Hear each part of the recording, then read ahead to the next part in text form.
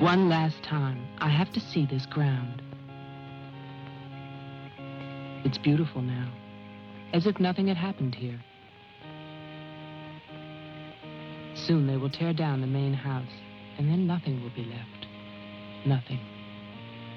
Except what I remember. I grew up in the town nearby, where my father was the mayor, and where this house stood, waiting for me. It was built by Wilfred Butler. We had never seen him, and he never lived at home. Until the day before Christmas in 1950, he finally did come back. For the last time.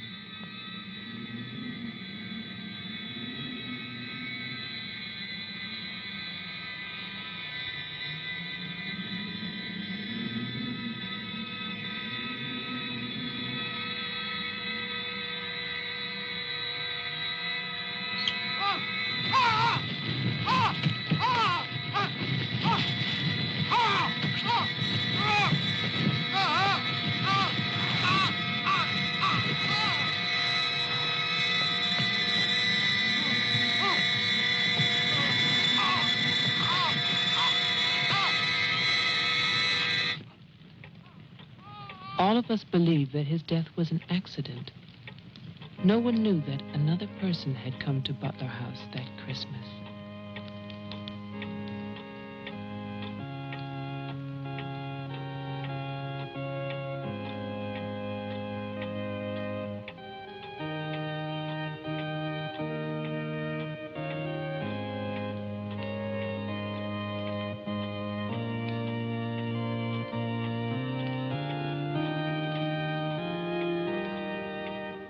As Deputy Coroner of the County of Arlington, State of Massachusetts, I hereby find, upon evidence of an autopsy conducted by the medical examiner of this county, that the deceased, Wilfred Butler, died as a result of burns inflicted accidentally upon himself on his own premises during the afternoon of December 24th, 1950. No further inquiry shall be held over the body of the deceased, and this inquest is officially closed. All is calm, all is bright, round yon virgin mother and child.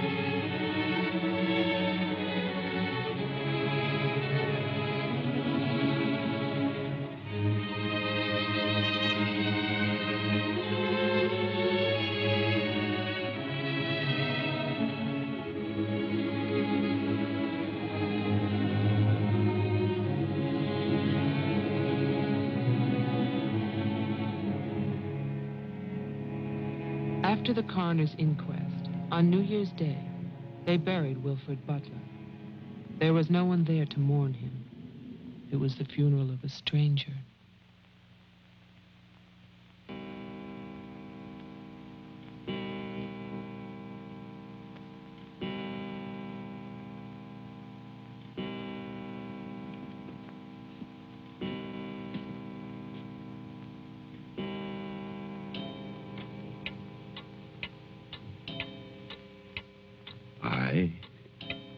Wilfred Butler, being of sound mind and body,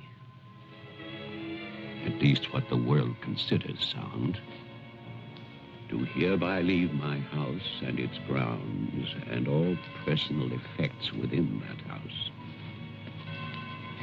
to my only surviving relation, my grandson, Geoffrey Butler. And I solemnly charge him with one duty.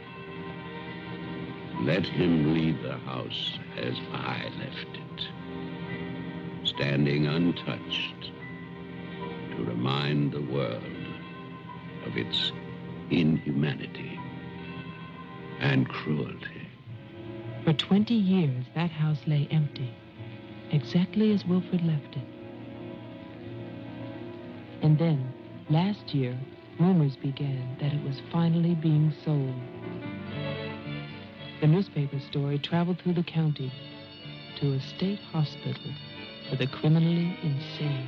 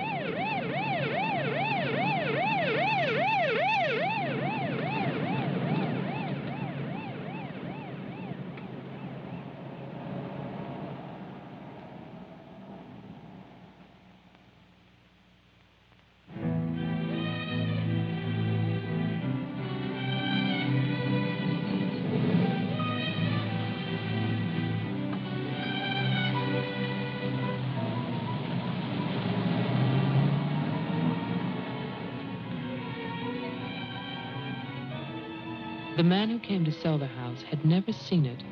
He was a lawyer from the city, just doing a job and enjoying it.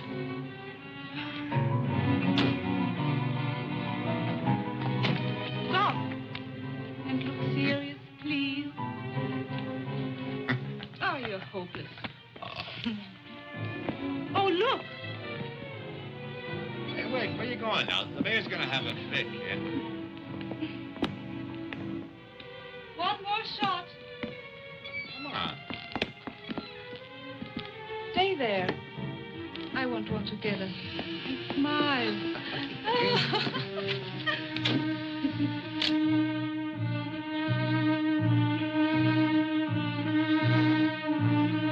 For all the news as it happens, stay tuned to WLIX, your voice of the Northeast. This is Roger Fowler with local stories. First, today's headlines.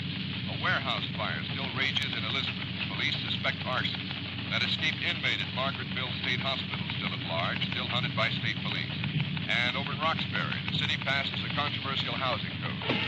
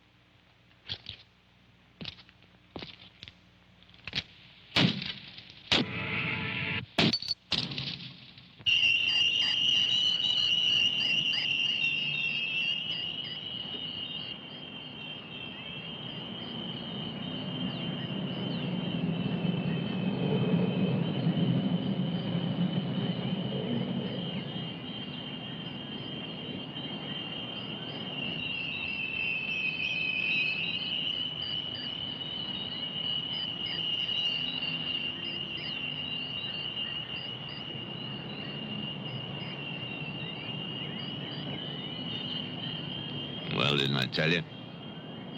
It's beautiful. Can we see the rest of it? Honey, that was it. I think the mayor's waiting for me. My love is such an important man. Right. Laura always says that. Darling. What? Don't be long. Honey, if you get bored, just look at the view. Sooner or later, that viaduct's gonna take us back home.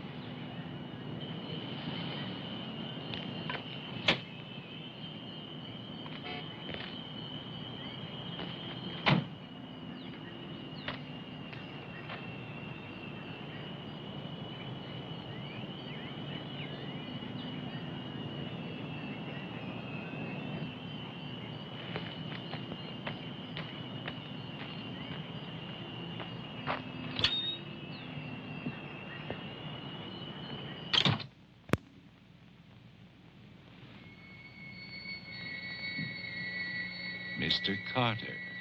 Mr. Mayor.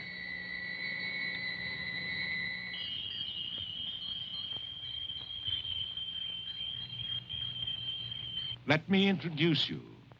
This is Charlie Toman, who publishes our weekly newspaper, The Patriot. Mr. Tolman. And this is Tess Howard. How do you do? She operates our switchboard. Oh, really? We call her the communications director. And this is Bill Mason, Mason. our sheriff.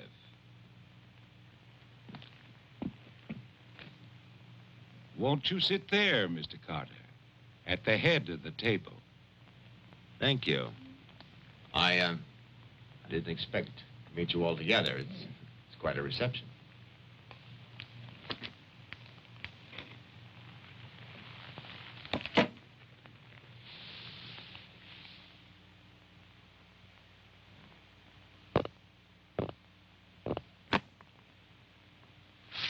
All right, let's begin. As you know, I've been retained by Jeffrey Butler. The matter concerns the house that he inherited from his grandfather, Wilfred Butler. Go on, Mr. Carter. I believe that you offered to buy the house for my client. Offered. We begged him. We wrote letters That's and we... enough, Tess. Well, it's true. Trouble. There's always trouble. I can sympathize. I spent the last 20 years and more driving people away from there. Prowlers, burglars, kids, they're the worst. Chasing for nothing because of that will. That dribble about humanity. No. Inhumanity. What the hell is that, huh?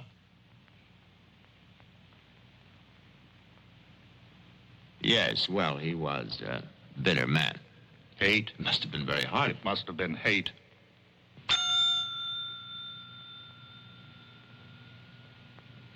That man hated.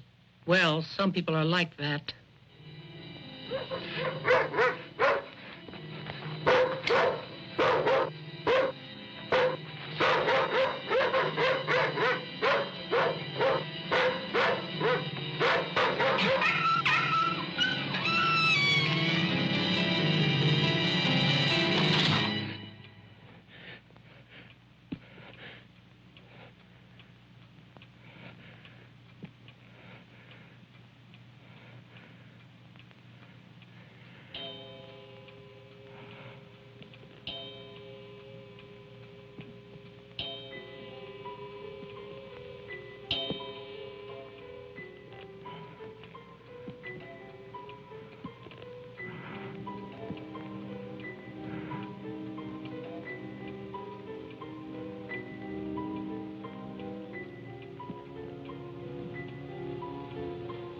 The question is, well, do you still want the house? Are you offering it to us, Mr. Carter? Exactly. Why now? Well, that's Mr. Butler's business, isn't it? You know we're not rich. Most of us came here during the Depression. But we love this town. It's our home. And naturally, you want to improve it. Exactly. My client understands that, and he fully sympathizes, and he's willing to sacrifice the house for $50,000 in cash by noon tomorrow.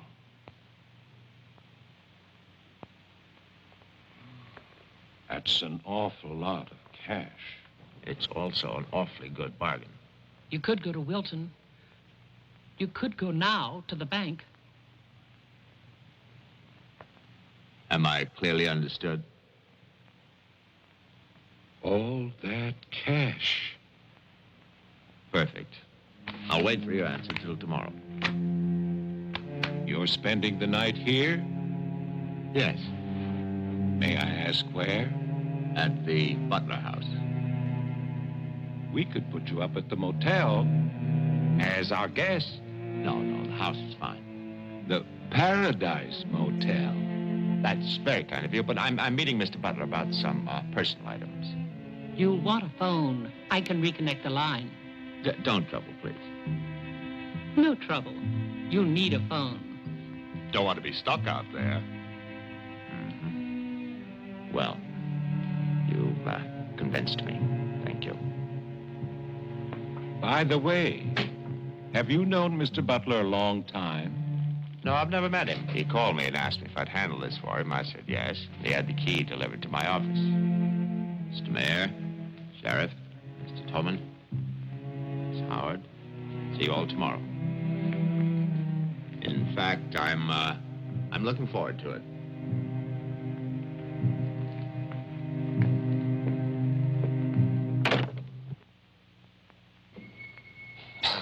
Slick, really slick. He's a big lawyer, Bill. You've got to expect that. Don't tell me about lawyers. Oh, you see the way he looked at us? You see his clothes? He's doing his job. Just don't tell me about lawyers. You know what I'd like to see? Two of them like that when talking to each other. Neither one of them would know what to believe. I love you, too. Honey, when I get home, I'm going to have a nice surprise for you. No, I can't tell you what it is now. It wouldn't be a surprise, now would it? No, I can't come home now, but it'll be very soon. Very soon. Honey, of course I miss you. Yes, I miss Mommy, too. Laura, how are you, kid?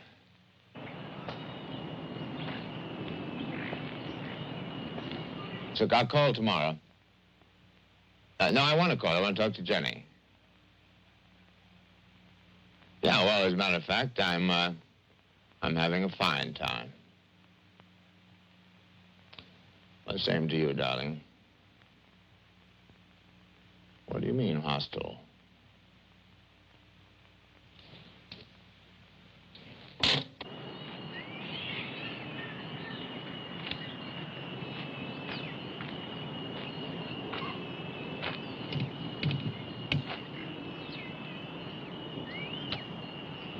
I was wondering, if we get it, what then? Tear it down. Okay. I'd better get going. Do me a favor, Tess. Call Diane, tell her I'm to Wilton, and I'll be back late.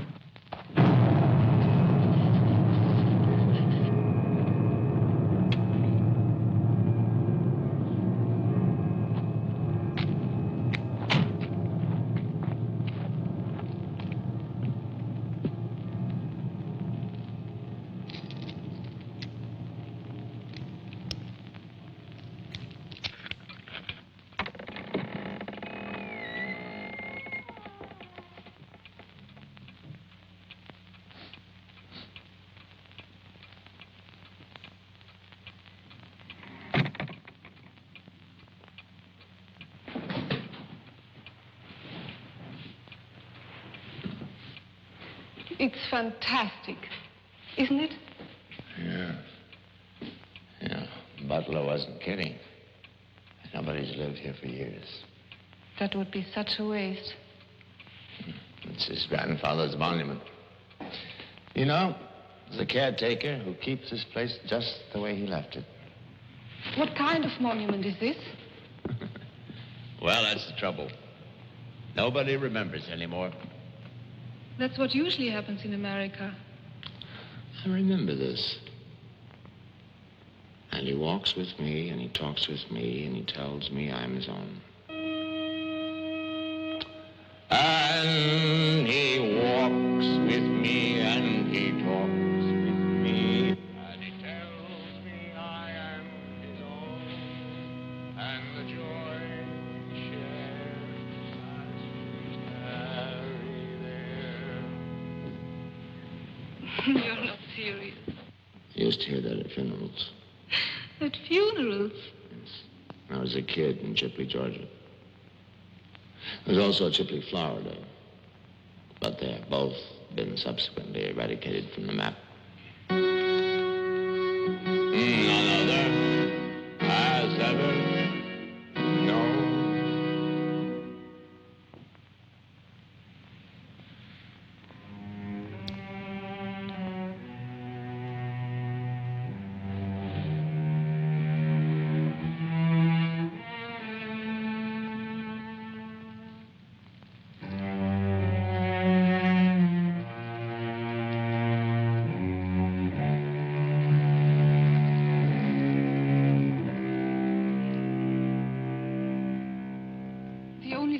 Was a delicatessen, so I brought you pastrami, salami, potato salad, macaroni, everything you like. I'll have bologna and macaroni. No, some of that potato salad. Did you pick the wine, too? The delicatessen man took a personal interest in its selection. Oh, well, we got lucky again. That's early 1970. That's hard to come by. Can I have some, too? Of course you may.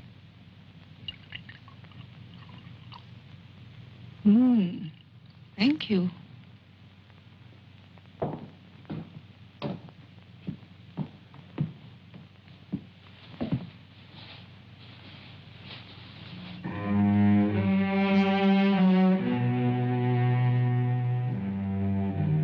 It must have been wonderful.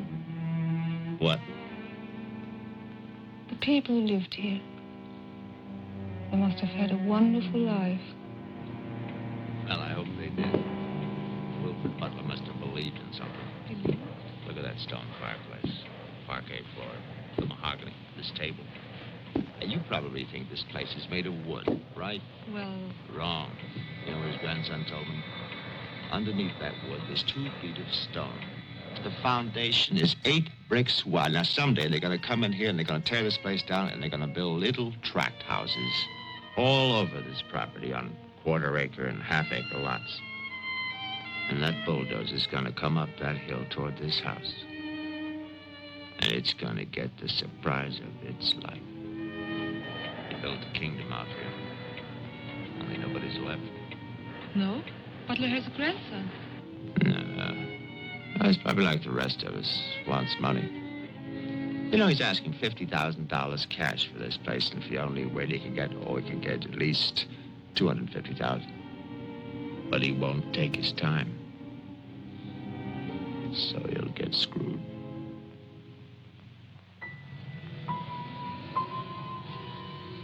Do you want to go upstairs now? Soon. You know, one of the great pleasures in life is the pleasure of anticipating pleasure. Isn't it? We are very close now, aren't we? Sure, honey. Very close.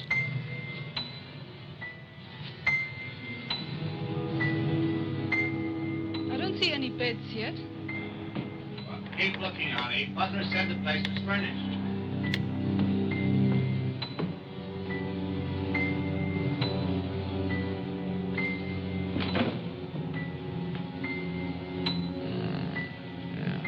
It's furnished.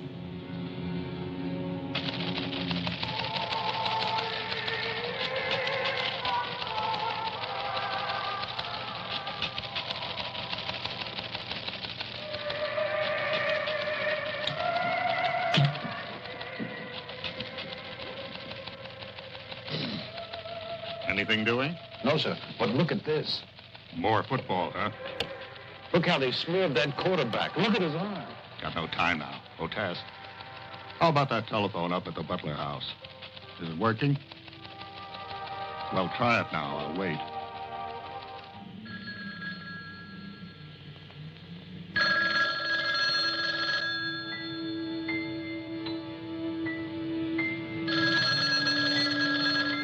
Hello? Oh, yes, Miss Howard. Yeah, the phone's working fine. Very nice of you to call. Thank you. Good night. Honey, I'm going down to the car to get some cigarettes. Be back in a minute. Okay. Don't get lonely. No.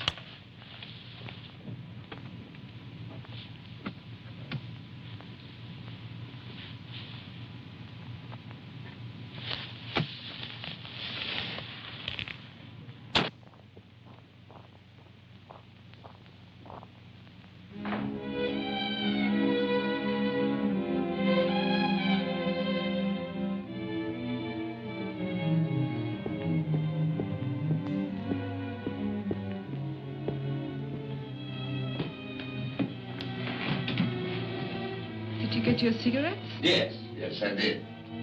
May I have one? Sure. It's the most amazing things. These cigarettes come in these very small packages these days. Oh, that's for me? Mm-hmm. Can I open it? Oh, no. Our Christmas is day after tomorrow. Is that an order? Yes, ma'am. That's an order.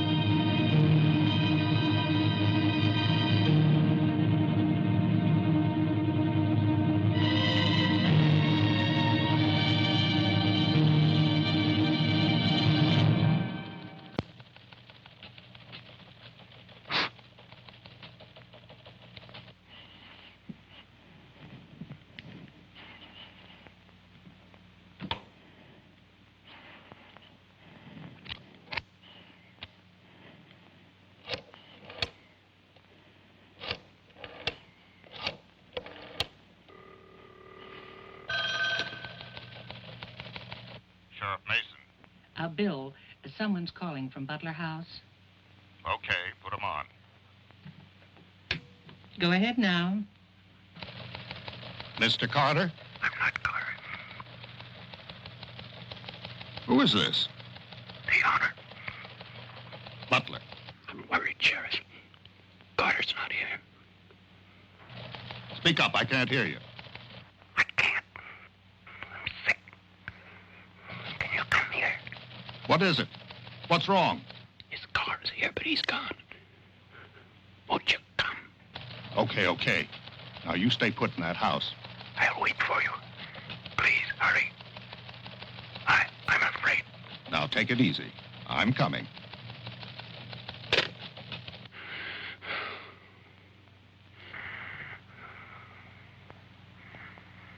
Mr. Butler, are you done?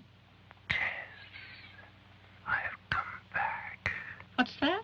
Tess, I want to see you again. Hello? Who is this? You know me, Tess. It's Mary Ann. Tell the mayor. Tell them all. I'm waiting in my father's house. Tess, it's so lonesome here. Don't be long. Hello? Hello? Hello?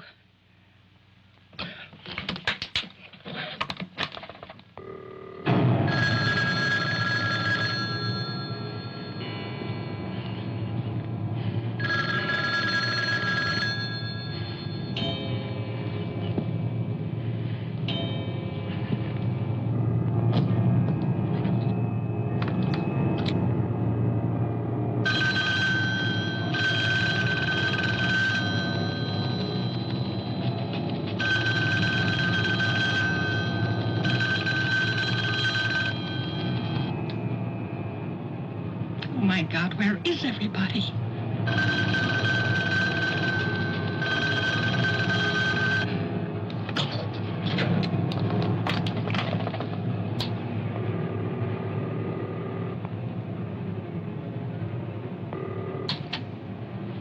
Hello? Oh, Maggie, thank goodness. What is it, Tess? Something's come up. Something urgent. Can you start early? Oh, honey, I'm watching TV. Maggie Daly, you get yourself over here. What is it? Just get moving, Maggie. Just please hurry.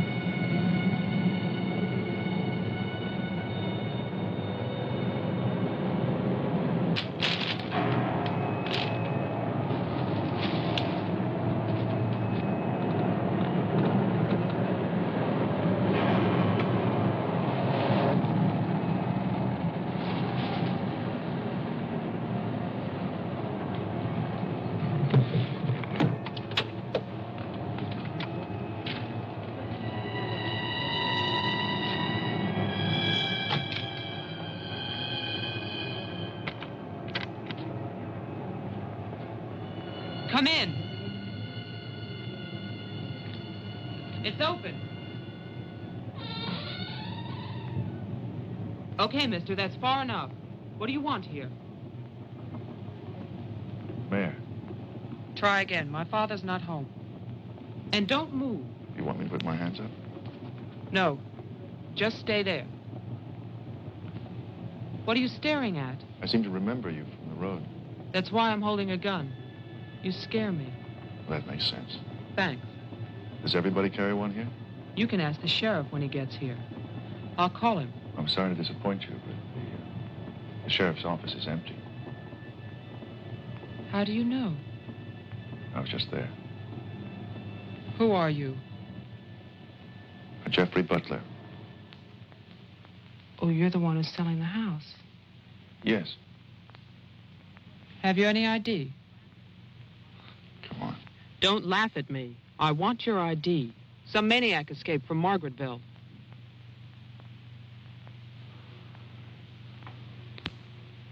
Okay.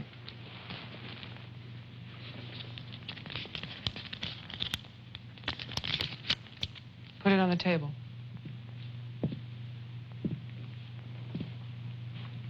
Now go back.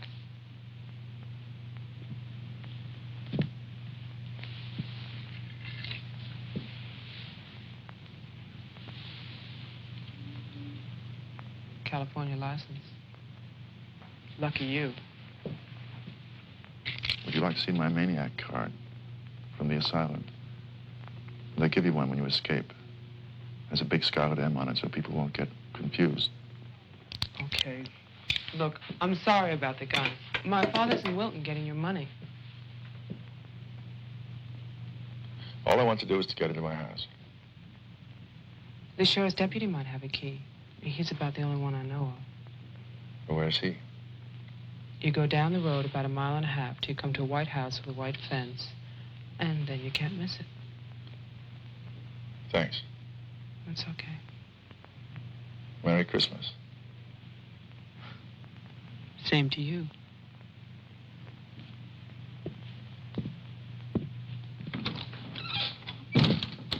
If I don't call back in an hour... What? Call the mayor or Mr. Cohen and nobody else. Promise me you'll do that. Well, sure. Mark it down, honey, so you'll have it. Sheriff to 301. I'm heading west on Route 5 to Butler House. You'll hear from me.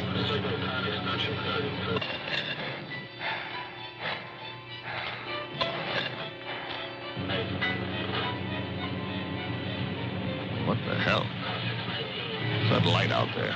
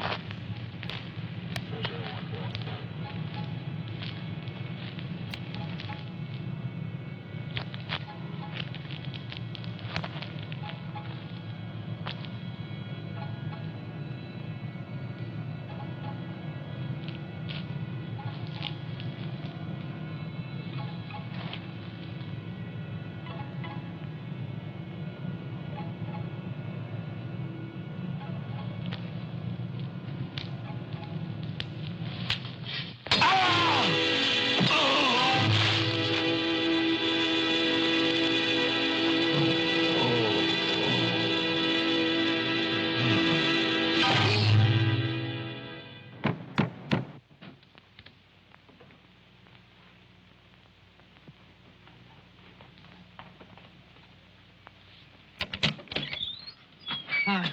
Hi. Did you find the deputy? No, I wasn't there. Oh. I was thinking, isn't your lawyer supposed to be at the house? The door was locked. His car was there, so I borrowed it. You mean you stole a car? Yeah. Keeping it warm. What if he needs it? Let him find me. Who's coming to dinner? Oh, Daddy. We always have dinner every Thursday. Do you want something? No, I ate Paradise Motel. Yeah, I know. It's awful. What about a drink? Yeah. It's Cheap bourbon, but that's a big favorite around here. Do you want ice? No, straight. You look tired. I am tired. Well, here's to a fast dollar. Cheers.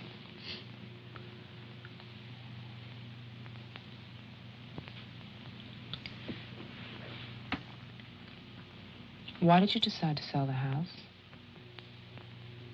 Needed the cash. After all these years? I need it now. Huh. What's it like on the inside? You know, I've never seen the inside. When I was a child, my father told me to stay away from it, or something terrible might happen. Sort of like a haunted house. I haven't seen it either. You're going to sell it? You've never seen it? Yeah. I don't know. It's too bad. It's about the only place to see around here. Oh, I forgot. Someone keeps calling with a message for my father. She says that she's waiting at your house, in the reception room. What woman is waiting in my house in the reception room? Oh, I don't know. It's not a voice that I know. I better go out then. Can I come too? What for? I'm pushy. I suppose you'll be going back to California soon. California? You said you lived there, remember? No, I'll be traveling. Jeff, look. It's the sheriff's car.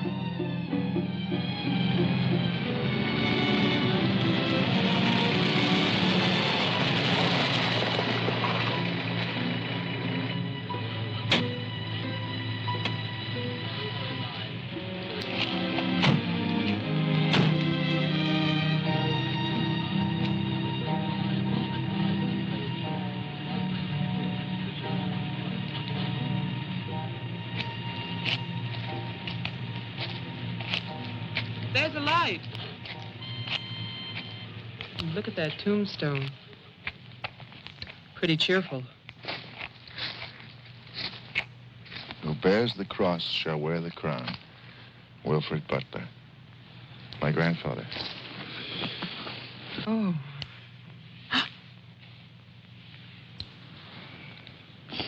Someone left their sunglasses in the snow. They're the sheriff's. My lawyer's missing. So is the sheriff. You get strange phone calls. And now someone's fascinated by my grandfather's grave.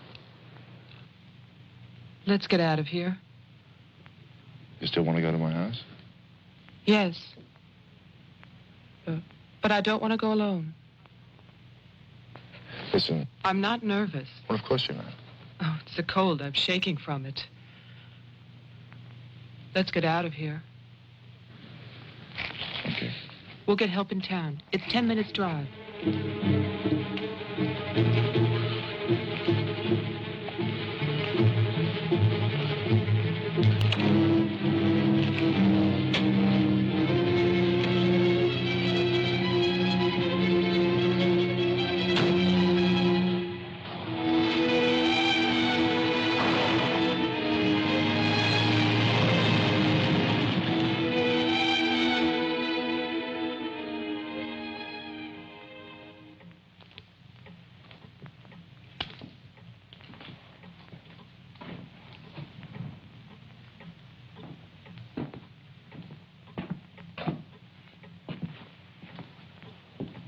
Good night, Mr. Toman. Have a nice holiday.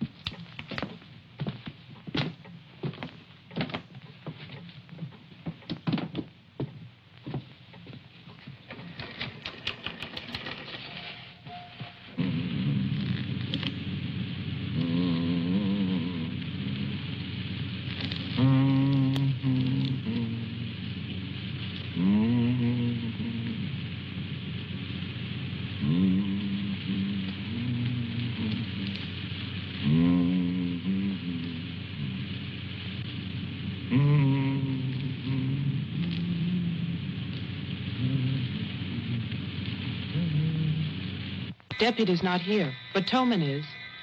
Who's Toman? Come on, you'll see.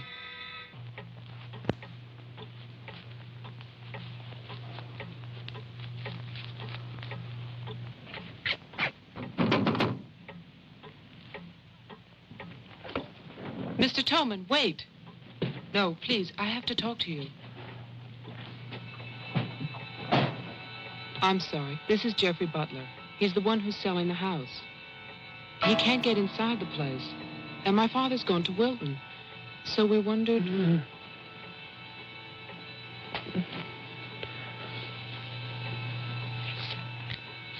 Anything you know? He'll tell us. Tess has gone to his house. Why would she go there? I don't know. Anyway, she won't get in. You say it's locked. He says she hates the place. Would you like to drive there? Diana could stay here, lock herself in. I need a key.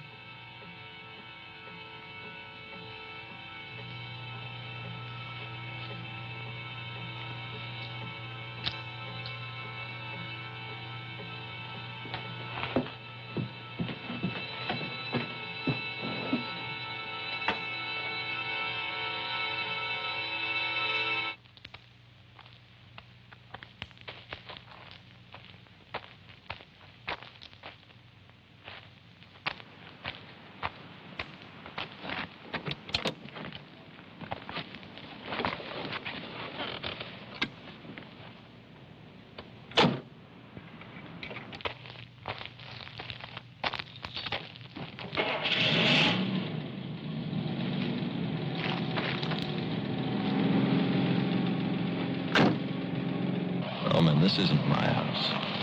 It's Tess's.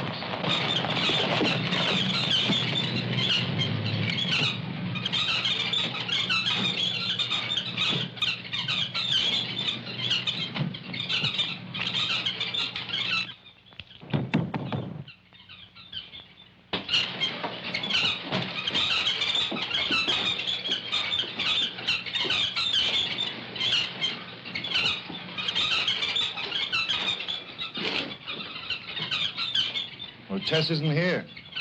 Are you satisfied? She must have gone to my place. Well, why wouldn't she go there? She hates it. Maybe she went to see the woman who's there. Someone called the mayor's house before. Said she'd be waiting.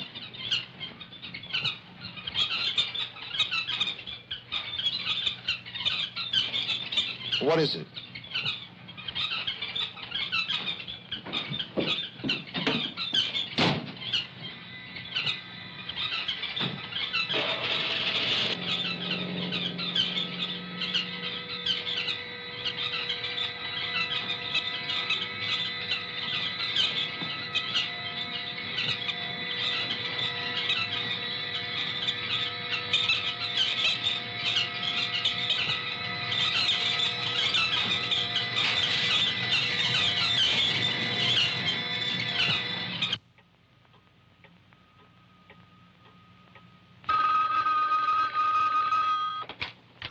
Hello, Jeff?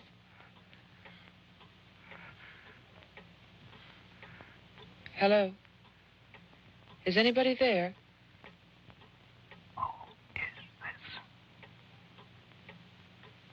I'm Diane Adams. I spoke to you before. Bring your father to the house. This is Marianne. Tell him I have the diary. I'm waiting. Who are you? He'll know. Christmas Eve, 1935. Hello? Hello?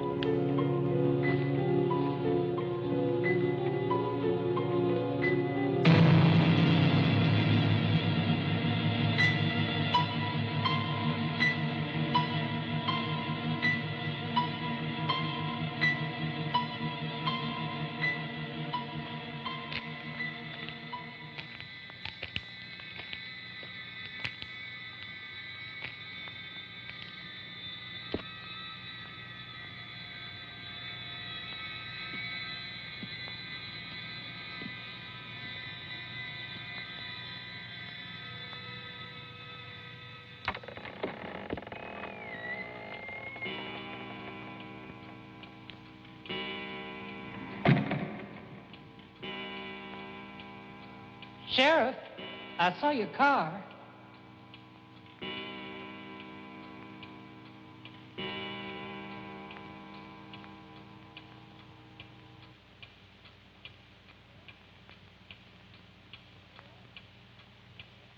Bill? Is that you?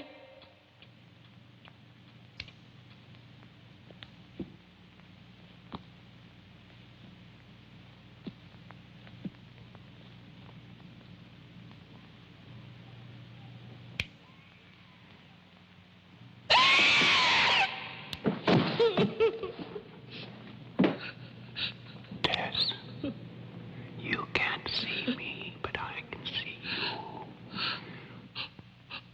you. Oh, yes, I remember that face. You're older now, and fatter, but still, Tess. And you're frightened, aren't you? Don't be afraid. I want to help you. Take my hand. Take it, Tess.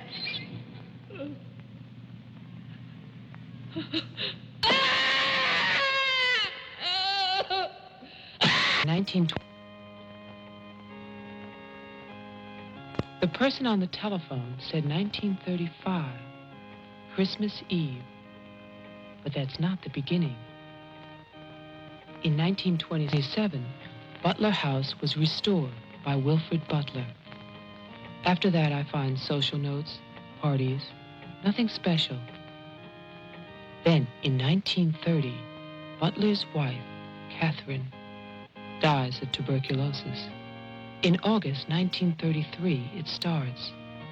Wilfred Butler's daughter is cruelly attacked and raped. Her name is Mary Ann, the same name as the caller who left those messages tonight. She's 15 then. On May 2nd, 1934, Mary Ann Butler gives birth to a son, Jeffrey Butler. Jeff. Early in 1935, Butler House is turned over to a Dr. Robinson as an asylum for mental patients. And then Butler goes on to say that he has committed his own daughter. Mary Ann will live at the asylum. There's no end to this story.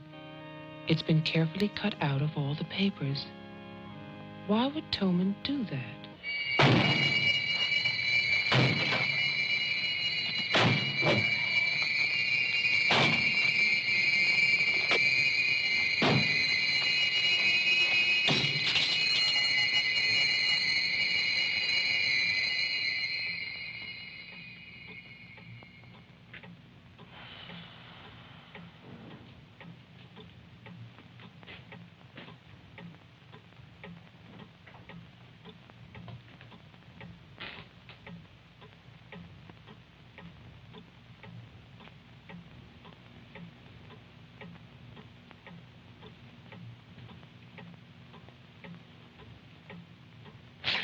You scared me. Oh, what happened? What happened is, Tess has 40 bird cages. Toman is hysterical. Everybody's in my house but me. It's cold outside, and you forgot to lock the door. Joe, how old are you? How old am I? You mean, how many years have I lived? No. There's a lot in the paper about your family. I don't want to talk about my family.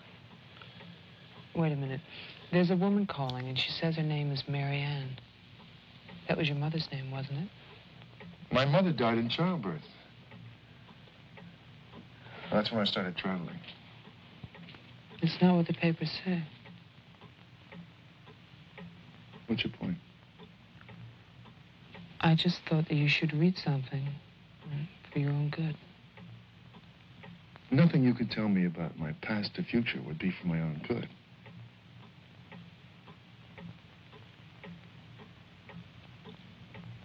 Where is the paper? It's on the table.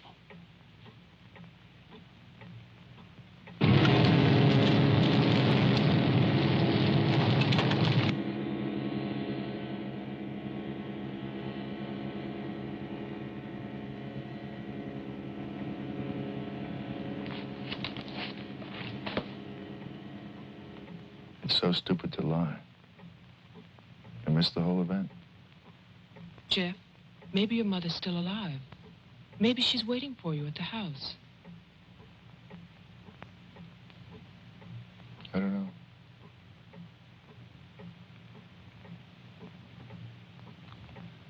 Come on. No more side trips. Let's go out there.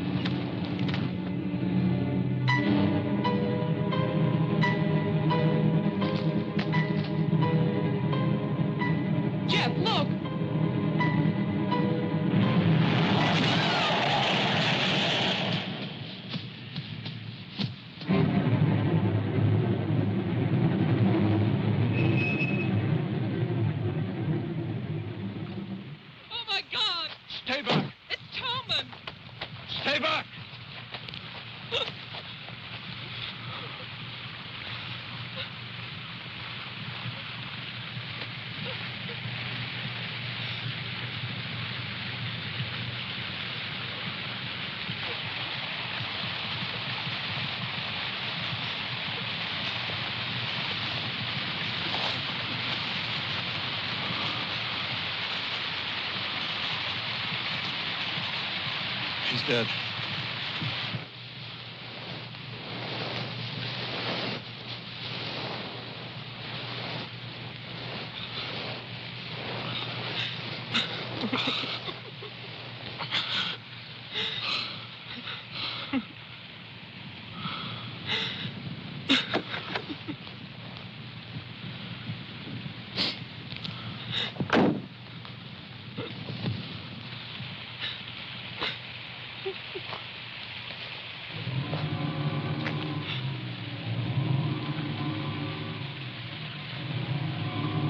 His hands. Somebody cut off his hands. You killed him. You killed Tolman. He's asking for help. You killed him. Get in the car.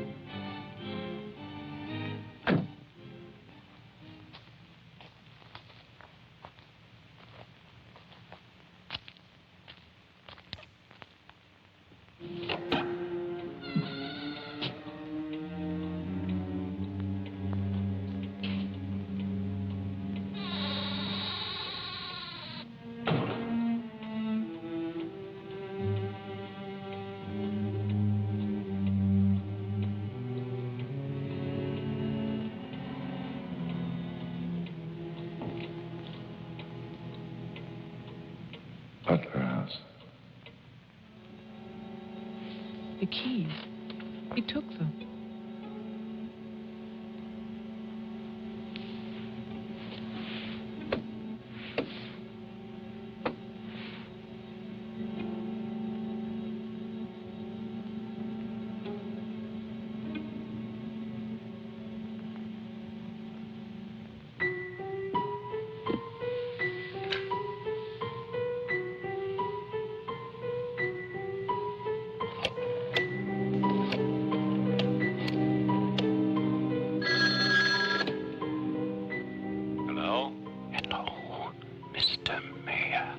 Yes, what? This is Marianne Butler. I'm calling from my house. Won't you come over here, Mr. Mayor? We're having a reunion. Everyone's here, even your daughter.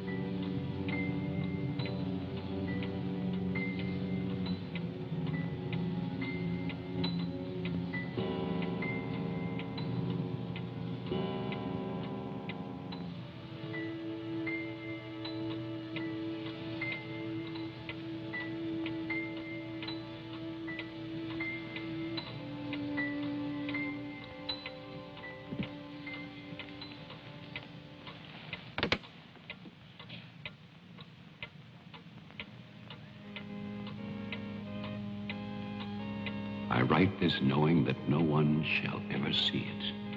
Not my beloved daughter, or even my grandson, Jeffrey.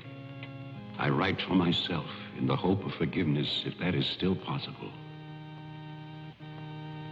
And I write for you, Marianne, whose youth and innocence I have destroyed. By 1935, the doctors had treated my daughter for a year. I had believed they could cure her. The child, Jeffrey, was taken from us and sent to California. I turned my house into an asylum. I brought doctors to live there. I welcomed other patients. Useless. All of it.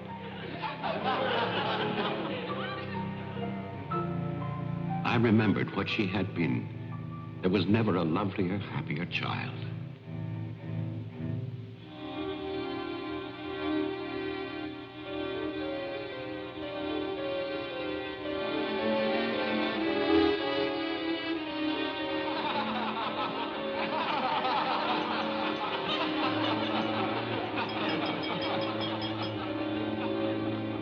Ladies and gentlemen, quiet, please. I propose a toast. Doctor, please. By Christmas of the first year, I knew that I must act, not for myself, but for my helpless child. Led him to create this institution. Our friend... I had no plan. All I knew was that I must take her from these men with their promises, their lies. Shall we? Huh?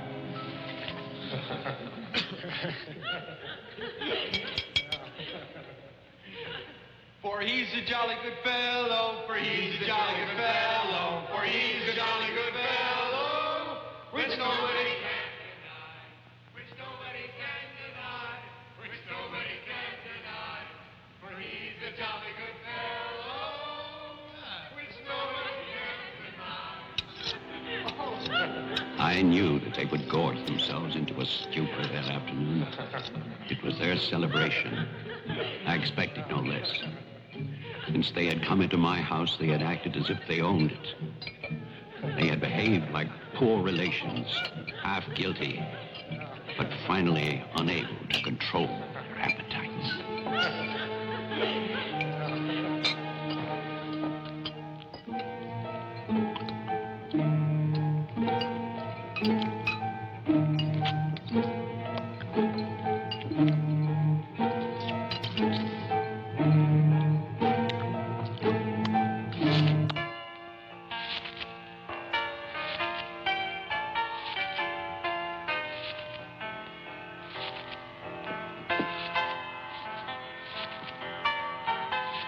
After dinner, they danced and drank as they usually did. All the time, Robinson would smile and reassure me. They expected me to believe, because I had no choice. Wilfred, trust me. He really believed Marianne would be well. He saw a light. There is a light at the end of a long tunnel. Believe me. There is a light at the end of a long tunnel.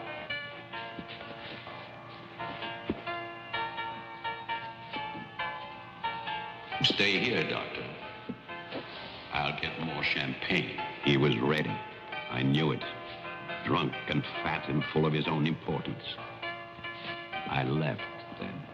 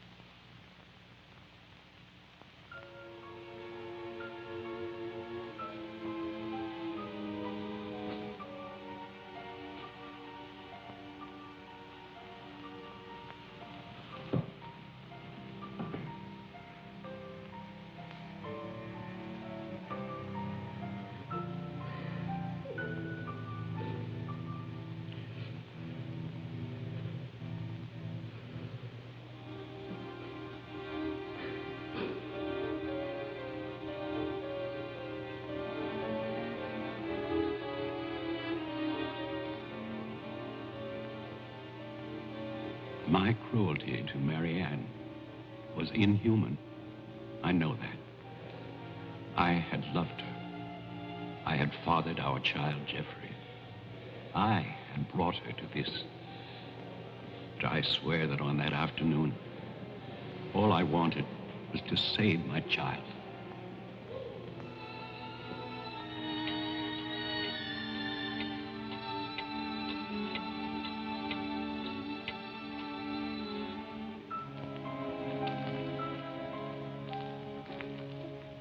My hope was to get her away from that house. But also, I wanted to set free those other wretches who had so long been abused by the doctors.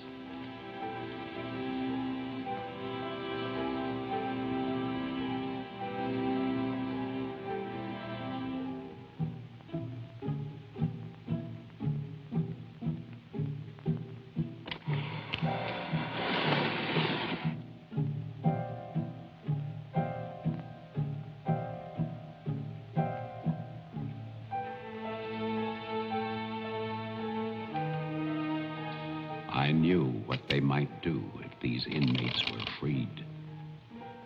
And this is my guilt. I knew. And still, I freed them.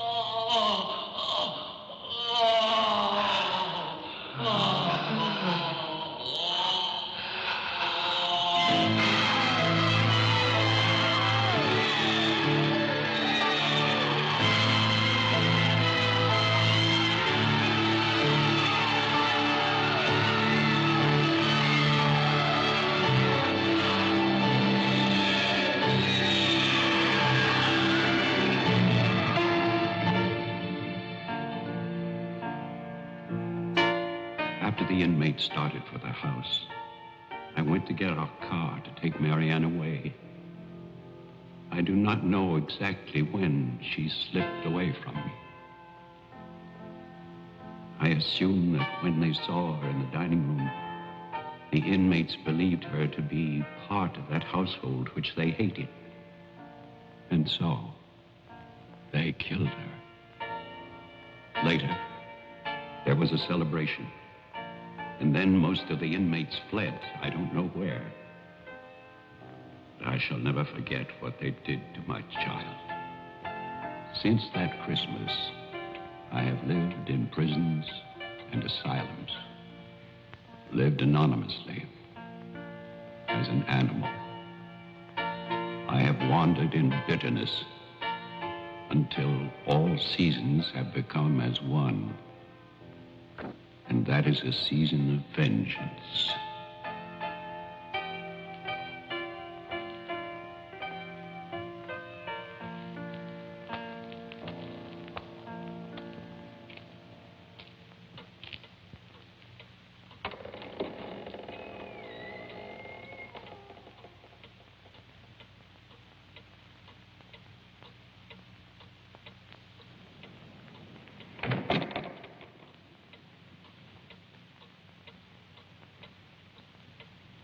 Jeff.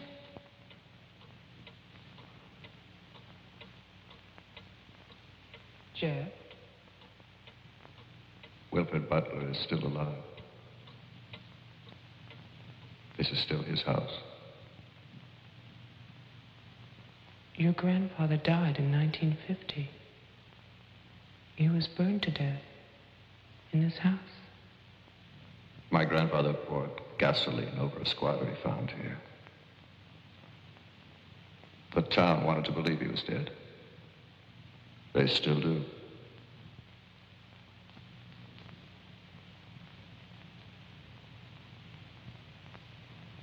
This house was an asylum. There was a massacre by the inmates. Tess, Toman, the sheriff. Your father. No. All inmates. They killed my mother in this room.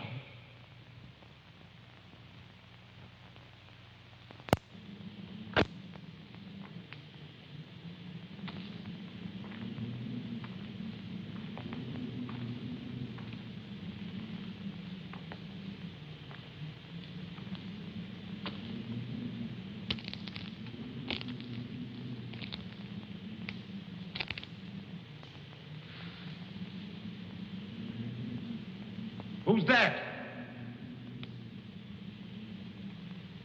Who's there?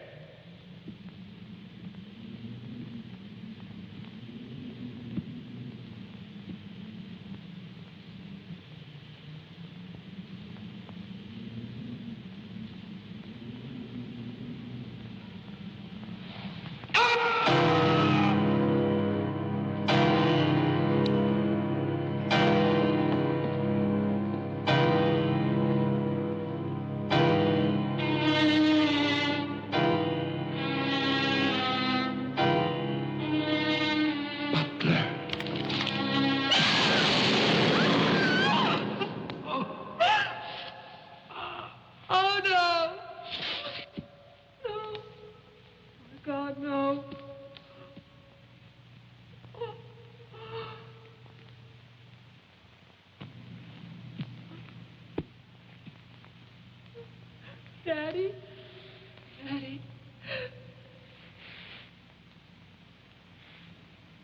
Diane? Jeff? Jeff? No. No. Jeff, why? Why?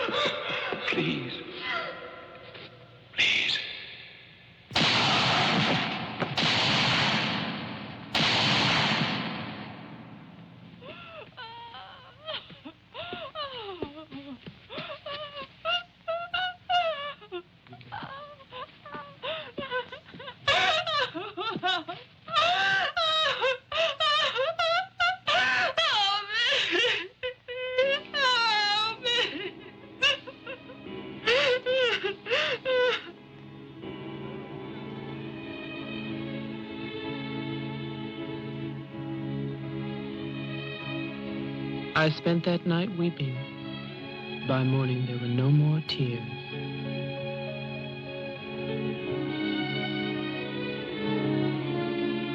I know that my father and Jeffrey both thought they were shooting at killers, but they were simply the last victims in that house of victims.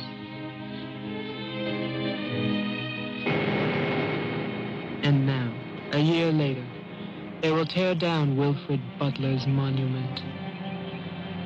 But they can never destroy my memories of what happened here.